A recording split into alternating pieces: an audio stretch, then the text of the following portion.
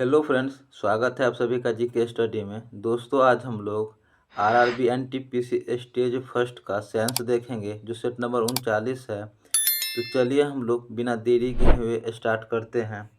तो हमारा पहला प्रश्न है, किसी अन्य कमरे में बात कर रहे लोगों की बात हमें ध्वनि तरंगे के किस कारण सुनाई देती है? तो ये सुनाई देती है विवर्तन के कारण। ऑप्शन नंबर बी, विवर्तन के कारण।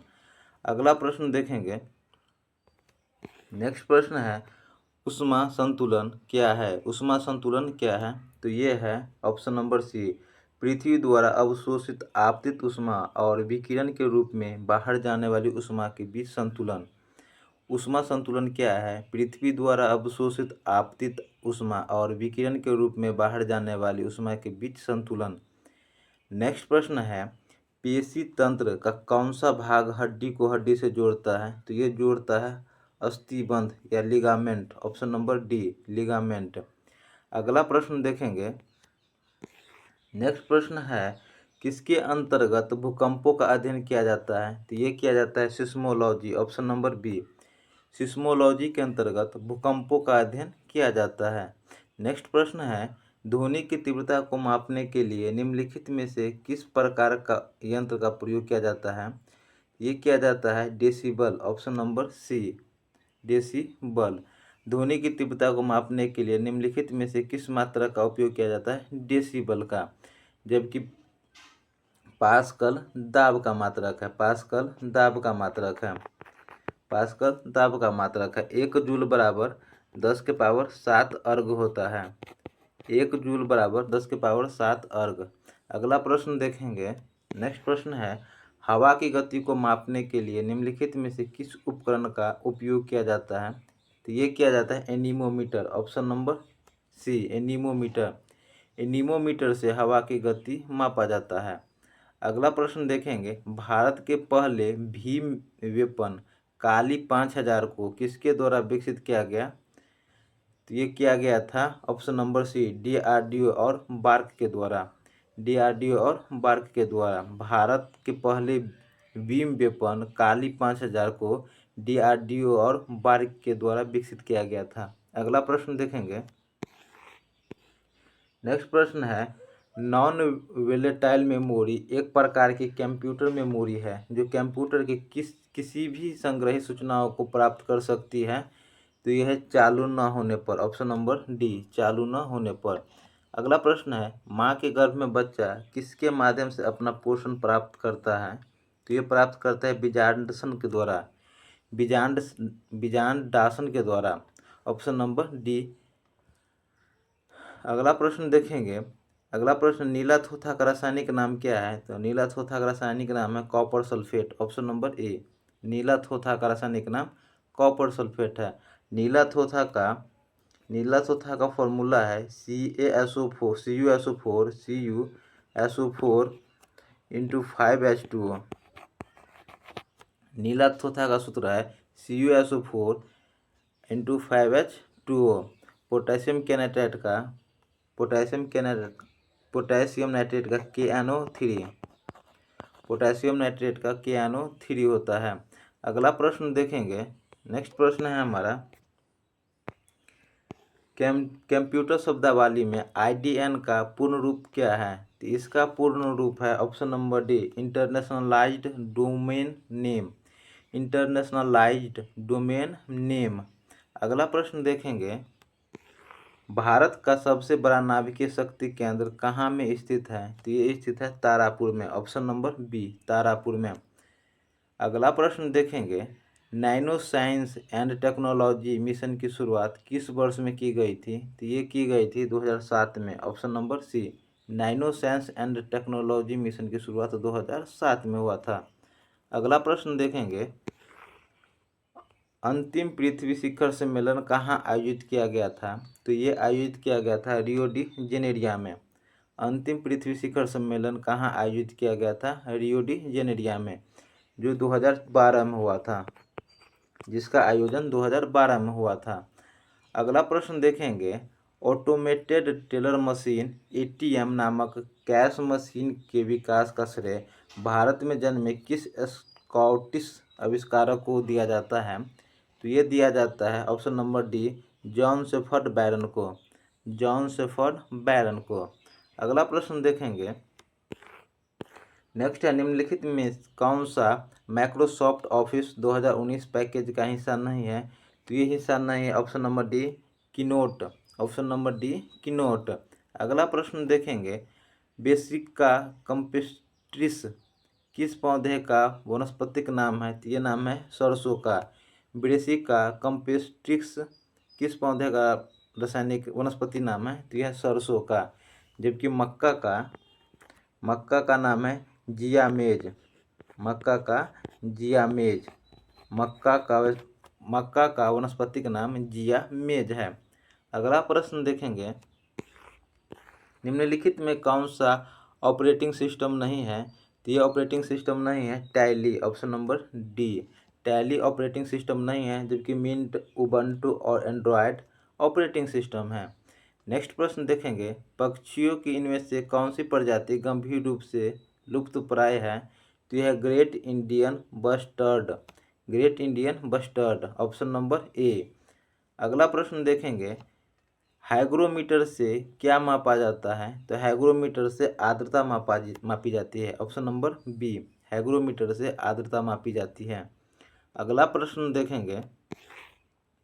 लेड का रासायनिक प्रतीक क्या है? तो लेड का रासायनिक प्रतीक है Pb, ऑप्शन नंबर ए। जबकि मैग्नीज का Mn, मैग्नीज का Mn, आयरन का Fe और जिंक का Zn है। लेड का Pb, मैग्नीज का Mn, लोहा का Fe और जिंक का Zn। नेक्स्ट प्रश्न देखेंगे। प्रश्न है, एक मुक्त रूप से लटका हुआ चुंबक हमेशा किस दिशा में संरेखित होता है? ये होता है उत्तर दक्षिण, ऑप्शन नंबर डी, उत्तर दक्षिण की दिशा में। अगला प्रश्न है, राना टिग्रिना किस जीव का वैज्ञानिक नाम है? तो ये है एशियाई मेढक, ऑप्शन नंबर बी, एशियाई मेढक। अगला प्रश्न देखेंगे। नेक्स्ट प्रश्न है हमारा, राष्ट्रीय समुद्र विज्ञान संस्था का मुख्यालय कहाँ स्थित है? तो इसका मुख्यालय स्थित है गोवा में, ऑप्शन नंबर डी, राष्ट्रीय समुद्र विज्ञान संस्था का मुख्यालय गोवा में स्थित है। अगला प्रश्न है, वह सिस्टम जो आईपी पते को आसानी से याद रखे जा सकने वाले प्रारूप में परिवर्तित करती है, क्या कहलाती है?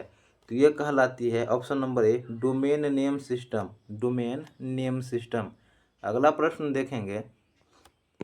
नेक्स्ट प्रश्न है, डीआरडीओ द्वारा निर्मित इनमें से कौन सी मिसाइल हवा से हवा में वार करने में सक्षम मिसाइल है?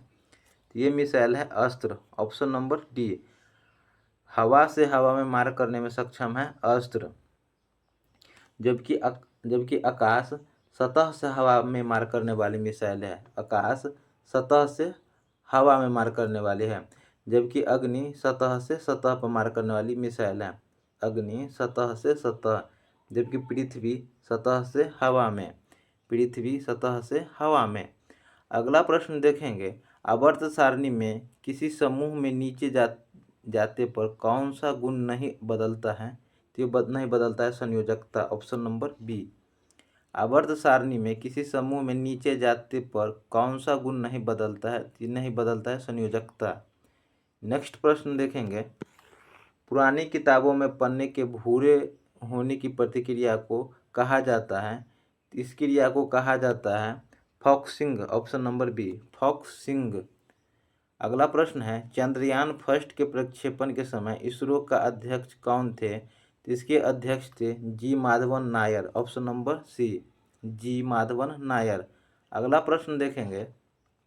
निम्नलिखित में कौन सा विकल्प मच्छरों के जीवन चक्र के 4 चरणों को सही क्रम दर्शाता है? तो ये सही क्रम दर्शाता है ऑप्शन नंबर सी, अंडा, लार्वा, प्यूपा और पूर्णक, अंडा, लार्वा, प्यूपा और पूर्णक। अगला प्रश्न देखेंगे। नेक्स्ट प्रश्न है हमारा, हॉटमेल किस वर्ष शुरू किया गया था? तो ये शुरू किया गया था 1996 में, ऑप्शन नंबर सी, हॉटमेल कब शुरू किया गया था? 1996 में। अगला प्रश्न है, ब्रेड को फुलाने के लिए इनमें से कौन सी सामग्री मिलाई जाती है? तो ये मिलाई जाती है yeast, option number B, bread को फुलाने के लिए ईस्ट मिलाई जाती है। अगला प्रश्न है निम्नलिखित में से कौन सी गैस अम्ल वर्षा से संबंधित नहीं है? तो ये संबंधित नहीं है NH3, option number B NH3। NH3 अम्ल वर्षा से संबंधित नहीं है। अगला प्रश्न देखेंगे। नेक्स्ट प्रश्न है गठिया जोड़ों के दर्द और पैर की बीमारी से पीड़ित हाथियों के लिए हाइड्रोथेरेपी उपचार केंद्र कहाँ स्थित है? तो ये स्थित है मथुरा में, ऑप्शन नंबर बी मथुरा में। अगला प्रश्न है पर्यावरण की रक्षा के लिए पहला आधिकारिक अंतर्राष्ट्रीय कदम निम्नलिखित में से कौन सा था? तो ये था ऑप्शन नंबर सी स्टॉकहोम सम्मेलन।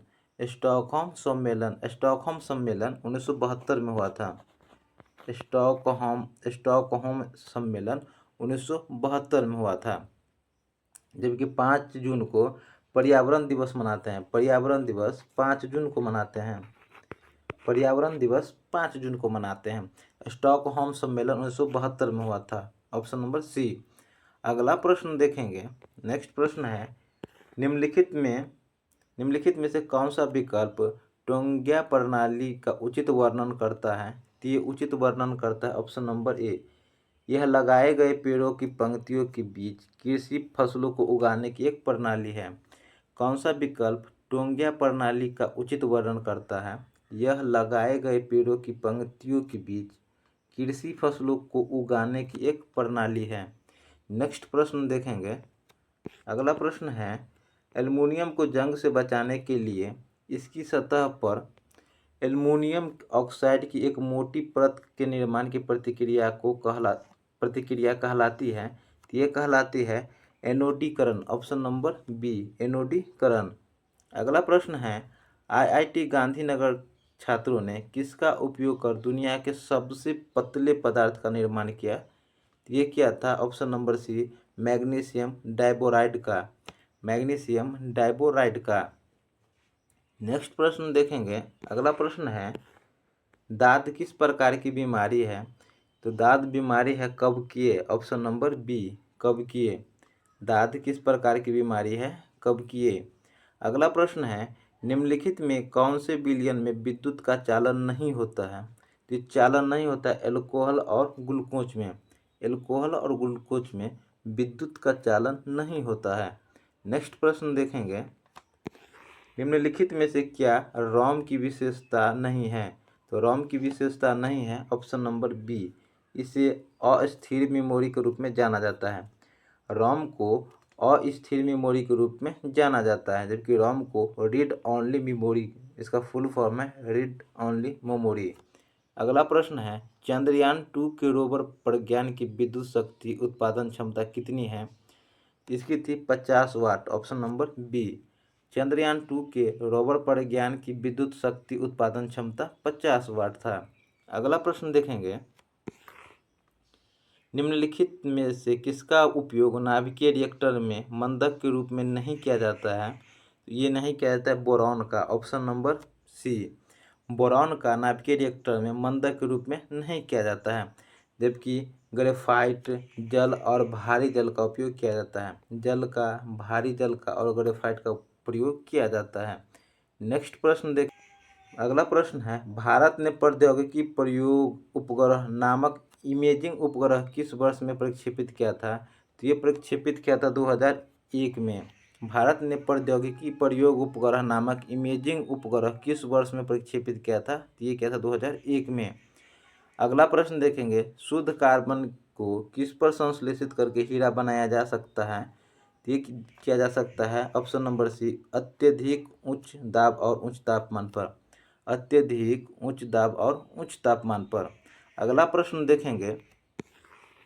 अगला प्रश्न है निम्नलिखित में कौन सा कार्बन का एक अपरूप है? तो कार्बन का अपरूप है हीरा, ऑप्शन नंबर बी। कार्बन का अपरूप है हीरा। अगला प्रश्न देखेंगे बर्ड फ्लू किसके कारण होता है? तो ये होता है H5N1 वायरस के कारण। बर्ड फ्लू H5N1 वायरस के कारण होता है। नेक्स्ट प्रश्न देखेंगे। अगला प्रश्न है हमारा एनोडीकरण की प्रतिक्रिया में किस अम्ल का उपयोग किया जाता है? ये किया जाता है तनु सल्फ्यूरिक अम्ल, ऑप्शन नंबर बी। एनोडीकरण की प्रतिक्रिया में किस अम्ल का उपयोग किया जाता है? तनु सल्फ्यूरिक अम्ल। अगला प्रश्न है, नवजात बच्चे के शरीर में लगभग कितनी हड्डियां होती है? तो नवजात बच्चे के शरीर में 300 हड्डियां होती है। ऑप्शन नंबर ए, नवजात बच्चे के शरीर में लगभग 300 हड्डियां होती है, जबकि वयस्क मानव में 206। जबकि वयस्क मानव में 206 हड्डियां और नवजात में 300 हड्डियां होती है। अगला प्रश्न देखेंगे। नेक्स्ट प्रश्न है, इनमें से कौन सी फसल सूखा सहिष्णु फसल है? तो ये है ऑप्शन नंबर डी, बाजरा। इनमें से कौन सी फसल सूखा सहिष्णु फसल है? बाजरा। नेक्स्ट प्रश्न हम देखेंगे, URL क्या है? तो URL एक इंटरनेट पर प्रतिष्ठित वेब सीरीज का पता है। इंटरनेट पर प्रतिष्ठित वेब पेज का पता है। दोस्तों, आज हम लोग NTPC स्टेज फर्स्ट का 51 क्वेश्चन प्रीवियस ईयर का देखे हैं। ये सेशन आपको कैसा लगा हमें कमेंट करके ज़रूर बताइएगा। अगर चैनल पर नए हैं तो सब्सक्राइब कीजिएगा और लाइक कीजिएगा। मिलते हैं नेक्स्ट वीडियो में, तब तक के लिए जय हिंद, जय भारत।